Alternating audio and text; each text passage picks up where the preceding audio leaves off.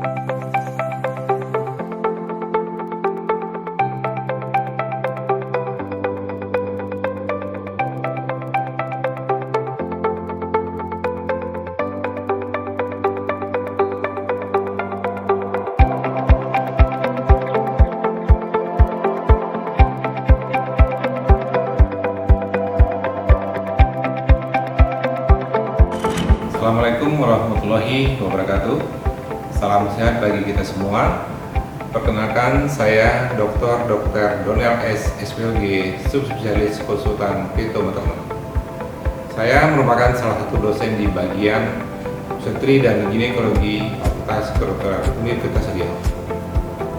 Pada kesempatan ini, saya akan menjelaskan deskripsi mata kuliah yang akan saya ampu dalam rangka sertifikasi dosen.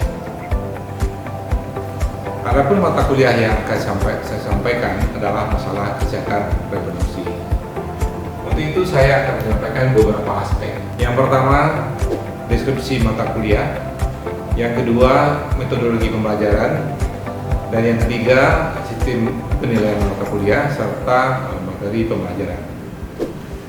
Mata kuliah masalah kesehatan reproduksi merupakan blok ke-17 yang diajarkan di Fakultas Kedokteran Universitas Riau. Blok 17 ini ditempuh oleh mahasiswa semester 6 dengan beban 5 SKS.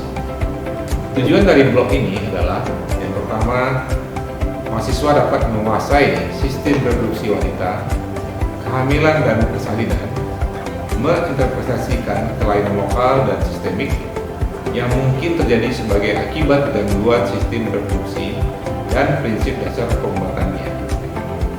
Yang kedua, mahasiswa mempunyai kompetensi untuk melakukan komunikasi efektif, belajar mandiri, menerapkan keterampilan ilmu dasar dan klinis dasar, serta mengelola masalah kedokteran, kesehatan, memanfaatkan teknologi informasi, mawas diri, dan mengembangkan diri untuk belajar sepanjang hayat. Metode dan penilaian pembelajaran pada blok ini adalah yang pertama, kuliah pakar yang diujikan melalui kuliah ujian CBT, yaitu bobotnya sebesar 2,5 SKS dengan penilaian komposisinya 45%. Kemudian yang kedua, tutorial yang dinilai melalui penilaian tutorial sebesar 1,5 SKS dengan bobot penilaian 45%. Dan yang ketiga, praktikum yang diujikan dengan ujian praktikum itu bobotnya setengah SKS dengan bobot nilai sebanyak 10%. Adapun mata kuliah yang diajarkan pada blok ini antara lain prolap organ panggul, fisiologi nifas dan perubahannya, kemudian pertumbuhan janin terganggu, infeksi TORS dalam kehamilan. Dalam blok ini, salah satu materi kuliah yang saya ampu adalah pertumbuhan janin terganggu atau UGR.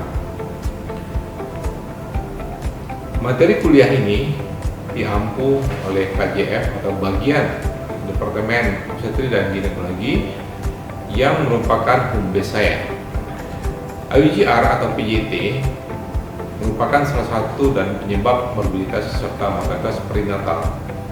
Pengetahuan tentang UGR penting untuk pengambilan keputusan klinis obstetri, termasuk waktu dan cara persalinan.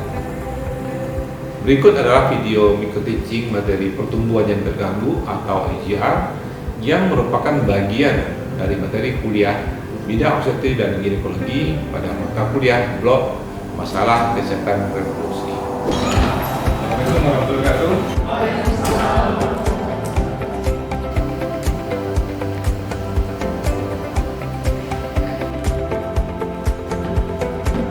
Siang dan salam sejahtera buat kita semua.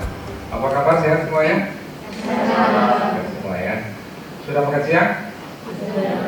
Untung sudah. Kalau enggak, saya aja makan siang. Alhamdulillah. Jadi pada hari ini saya akan membawakan mata kuliah kita itu tentang pertumbuhan janin terganggu, ya. Jadi pertumbuhan janin terganggu ini penting kita ketahui sebagai seorang dokter, ya. Di sini outline kuliah kita yaitu tentang apa tuh definisi pertumbuhan janin terganggu atau PJT, kemudian ada faktor risikonya, patogenesisnya, bagaimana kita berdiagnosis, tata laksana dan prognosis ya. Pertama kita bicara tentang definisi ya. Jadi kita tahu bahwa pertumbuhan janin terganggu itu dalam bahasa Inggrisnya di textbook ada itu banyak ya, ada IGR ya, intrauterine growth retardation. Ada juga yang membuat intrauterine growth restriction ya, kita baca apa. Tapi definisi sama ya. Jadi di sini adalah adanya pertumbuhan janin yang terganggu, di mana pertumbuhan berat badannya itu ya di bawah 10 persentil ya, di bawah 10 persentil ya. Contoh konkretnya apa? Contoh konkretnya gini, bayi yang dalam keadaan normal ya, cukup bulan itu normalnya mereka berat badannya berapa gitu ya? 2.500 gram. Kemudian bayi itu lahir 2.100 gram. 2.100 gram. Itu berapa persen di bawah 2.500 ke 2.100? Coba tahu?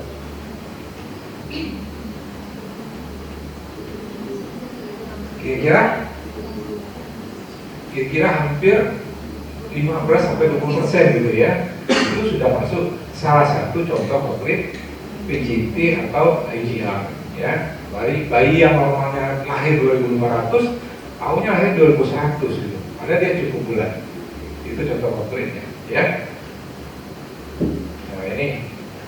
Kemudian angka kejadian PJT ini cukup tinggi ya, terutama di negara-negara berkembang ya. Jadi di sini bisa Anda lihat insidensinya di tahun 2020 itu 14,7%. Jadi hampir 15%. Ini cukup tinggi ya. Jadi di Indonesia ini 11%, 11,1% ya. Jadi kita ini berdekatan dengan ini ya, Asia, berdekatan dengan Afrika ya, cukup berapa ya. Kemudian yang di atas Afrika itu ada India ya.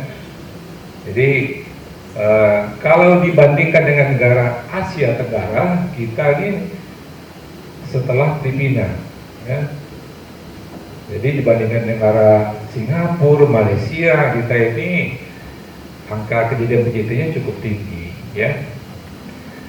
Apa dampak PJT ini ya? Jadi PJT ini kalau bayi ini dilahirkan itu bisa meningkatkan kematian prenatal. Kalau dibandingkan dengan negara Asia Tenggara, kita ini setelah Filipina ya, mengelompokkan atas dua ya. PJT penyebabnya ada dua ya, ada penyebabnya faktor intrinsik dan ada faktor ekstrinsik ya.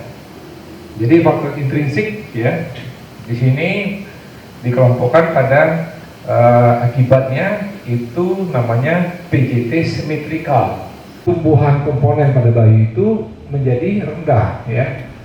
Misalnya kakinya pendek, diameter perutnya kecil, diameter kepalanya kecil ya. Hampir semua ekstremitas atau biometri janin itu kecil. Sedangkan yang asymmetrical IGR bisa saja ya, kalau usia kehamilannya sesuai dengan panjang kakinya sama dengan usia kehamilan, taunya diameter perutnya kecil, atau sebaliknya diameter kepala lebih kecil dibandingkan dengan diameter perut ya, itu namanya asymmetrical IGR ya. Di jurnal ada juga jurnal-jurnal terbaru, di textbook yang terbaru ada yang namanya combine IGR. Jadi kombinasi antara IGR simetrikal dengan asimetrikal. Tapi yang lazim kita gunakan adalah simetrikal dan asimetrikal. Hamil tidak pernah melahirkan anak yang sehat atau yang hidup ya. sudah 4 atau 5 kali hamilnya sampai 9 bulan atau cukup bulan, tapi tidak pernah melahirkan anak yang sehat maupun hidup, gitu ya. Kemudian berat badan sebelum dan sesudah hamil rendah, ya. Ibu yang misalnya underweight, misalnya berat badan pada waktu hamilnya 40 kilo, tinggi badannya 150, ya. Kemudian dia hamil, ya. Dan di saat hamil pertambahan berat badannya sedikit, misalnya berat badannya setelah hamil sudah 8 bulan 45 kilo, hanya 5 kilo pertambahan berat badannya selama hamil, itu juga berisiko untuk terjadi PJT, ya. Kemudian ada komplikasi yang lain seperti preeklamsi, ya, hipertensi dalam kehamilan, atau komplikasi medis seperti payah jantung. Jadi ini untuk PJT ini dikelompokkan penyebabnya atas 3 kelompok. Jadi faktor ibu dan faktor janin, ya. Kemudian ada faktor, ya, Meli itu juga berisiko untuk terjadinya LGR, ya. Terutama kehamilan kembar ini kalau namanya terjadi twin pregnancy syndrome. Jadi adanya satu placenta yang menempel dengan placenta lain sehingga bayi itu menjadi berebutan makanan, sehingga salah satu bayi menjadi terganggu, ya. Kemudian mengenai patogenesisnya ini ada, ya, bisa dilihat, ya, kemampuan intrinsik dari pertumbuhan bayi itu sendiri yang tidak bisa. Kemudian ada faktor plasenta, nah, kemudian ada lagi malnutrisi dari janin, ya. Nah, ini yang tadi yang saya katakan klasifikasi dari ujian tersebut, ya. Intrinsik, ya, intrinsik ini adalah dari ibunya sendiri atau dari dalam, ya. Seperti ini, ya. Jadi ada gangguan atau cacat bawaan seperti ini, ya, penyebabnya, ya, dan ini jumlahnya sampai 30 sindrom. Jadi adanya satu placenta yang menempel dengan placenta lain sehingga bayi itu menjadi berebutan makanan, sehingga salah satu bayi menjadi terganggu, ya. Kemudian mengenai patogenesisnya ini ada, ya, bisa dilihat, ya, kemampuan intrinsik dari pertumbuhan bayi itu sendiri yang tidak bisa. Kemudian ada faktor plasenta, nah, kemudian ada lagi malnutrisi dari janin, ya. Nah, ini yang tadi yang saya katakan klasifikasi dari LGR tersebut, ya. Intrinsik, ya, intrinsik ini adalah, ya, kapan hari pertama hari terakhir ibu, ya. Bagaimana pemisahan badan ibu, tinggi badan, tinggi punduk suteri, kemudian kalau bisa, ya, nanti Anda sudah bisa ultrasonografi, USG, nanti Anda dibekali itu bisa melakukan pengukuran biometri, ya. Dokter umum itu dibekali nanti dengan kemampuan untuk melakukan USG, terutama biometri, ya. Biometri untuk menentukan berapa usia kehamilan dan panjang ekstremitas maupun diameter kepala dan diameter perut untuk menentukan usia kehamilan, ya. Kemudian juga dari tampilan biomatus atau tampilan bayi yang baru dilahirkan, ya. Kemudian bisa kita membuat diagnosis ini menggunakan gravidogram seperti ini, ya. Kita lihat di sini kertas gravidogram, ya, kita ukur tinggi punduk suterinya, ya, tinggi punduk suterinya. Kemudian di sini kita bisa mengetahui berapa usia kehamilannya, ya, misalnya seperti ini, ya. Tinggi punduk suterinya 20 cm, ya, seperti ini, ya. Ini usia itu berbeda, ya. Hari pertama hari terakhirnya berbeda, ya. Kita cocokkan, itu perlu di apa? Jadi cukup mudah, kan, ya. Misalnya 36 minggu. 36 minggu berapa tinggi punduk suteri? 3 jari di bawah prosesus superius. Tahunya setelah kita periksa temuannya antara simfisis prosesus superius dengan pusat. Berarti ada apa-apanya, ya. Dari HPLP ini 36 minggu, ya. Lalu kita periksa-periksa rupanya tinggi pundusnya antara pusat dan prosesus superius. Muncullah kecurigaan kita ini terjadi salah satu tanda LGR, gitu. Mudah, kan, ya. Kemudian, nah ini nanti Anda bisa nanti belajar nanti setelah atau hampir keluar dari OBGYN, nanti kita akan kali ini. Ya, kita fasilitas untuk perawatan lanjutan ya, karena kita tahu bayi ini mungkin LGR, sebaiknya kita rujuk ya. Jadi kalau di rumah sakit biasanya PJT ini akan dilakukan tindakan intervensi, bisa saja untuk diinduksi atau dilahirkan ya. Nah ini skemanya, ini bisa dibaca saja, dan kita juga harus tahu bagaimana proses PJT ini ya. Kalau PJT ini karena infeksi kongenital, nah ini memang cukup berat ya. Jadi infeksinya misalnya karena hidrosepalus misalnya ya, atau varicella atau rubella misalnya, ini kan cukup berat kerusakannya yang menyebabkan PJT. Biasanya ini prognosis jelek ya. Kemudian kelainan kongenital ya, kayak misalnya multiple congenital anomali ya, banyak kelainan misalnya pada kepala, pada kaki, pada jantung dan lain-lain, itu biasanya proses jelek ya. Kemudian kelainan kromosom misalnya kayak tadi Down syndrome ya. Down syndrome dibandingkan dengan kelainan yang lain itu lebih baik dibandingkan dengan Turner misalnya ya, itu lebih baik. Jadi kita pada pasien atau ibu hamil yang mengalami LGR itu kita sampaikan risiko atau prognosis yang akan terjadi kalau hamil ini bayi ini dilahirkan nantinya ya. Baik, itu yang dapat saya sampaikan tentang PJT. Silakan ada yang mau tanyakan atau mau dikonfirmasikan. Kita punya waktu lebih kurang 4 menit.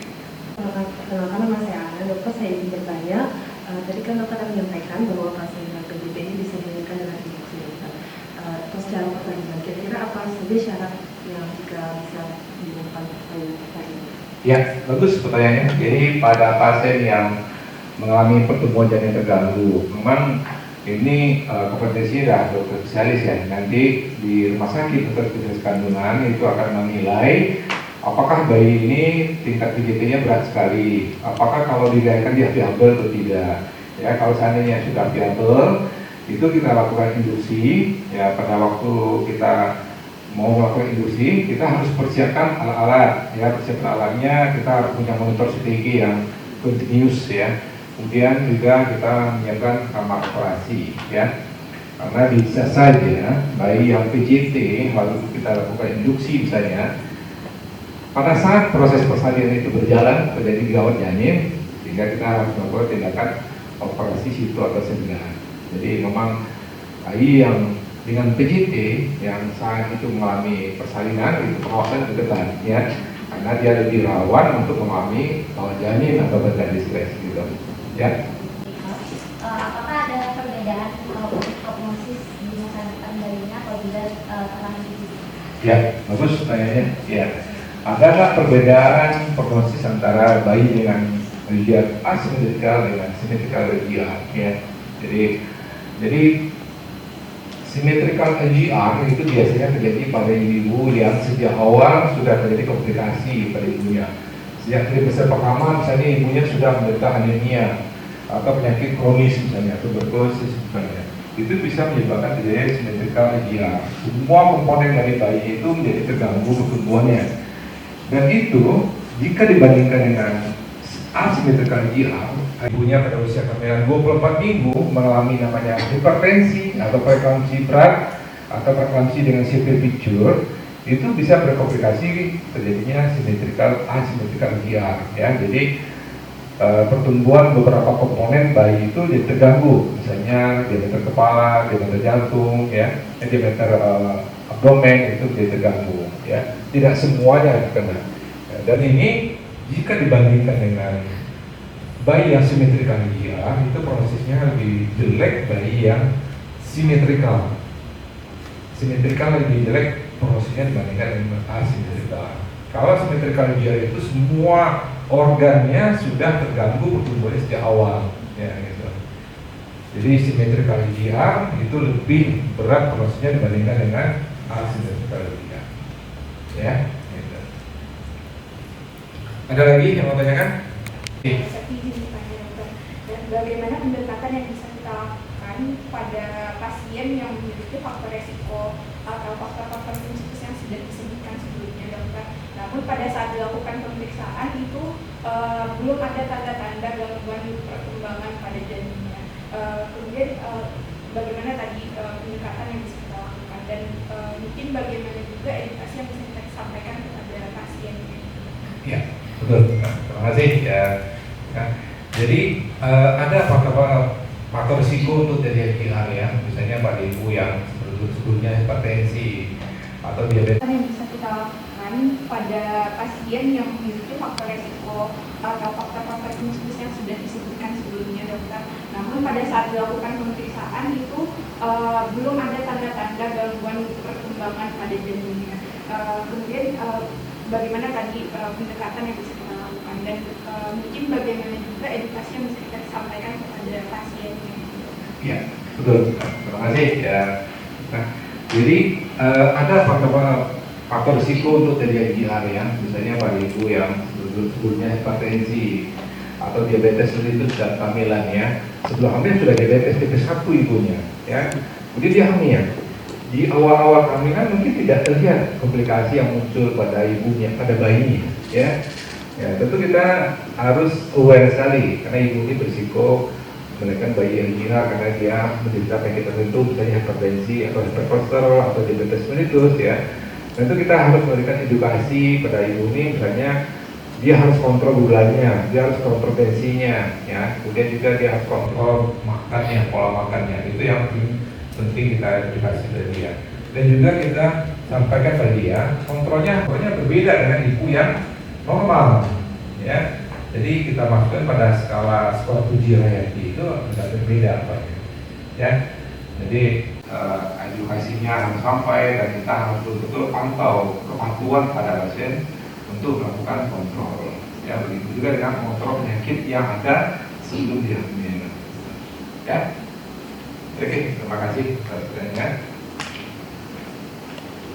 Semoga ini bermanfaat bagi para mahasiswa semuanya, dan mohon maaf kalau ada sampai salah pengucapan dari saya.